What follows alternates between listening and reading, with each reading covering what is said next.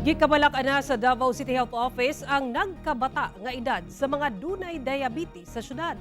Sumala ni Dr. Sri Angelo Reyes, ang Medical Coordinator sa Communicable Diseases sa Davao CHO. Sa impormasyong nakuha sa GMA Superradyo Davao, gikan Enero hangtod Mayo ning tuiga, miabot na sa dulan 12,000 ang nataptan sa mong sakit. Din sagad sa mga bagong kaso sa diabetes, anaa pa lang sa 30 anyos ang pangidaron. Pagpasabot sa doktor, ang diabetes posibleng makuha tungod sa dili maayong lifestyle, sama sa kulang sa pisikal nga aktibidad, obese o dili sakto ang pagkaon ug posible sab kining inherited o anaa sa kaliwat.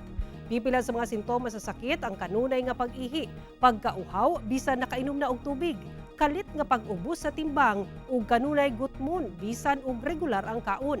Gikabalak-an sa Davao CHO nga daghan sa mga diabetic ang wala nasayod sa kondisyon tungod menos ang magpakonsulta sa mga eksperto.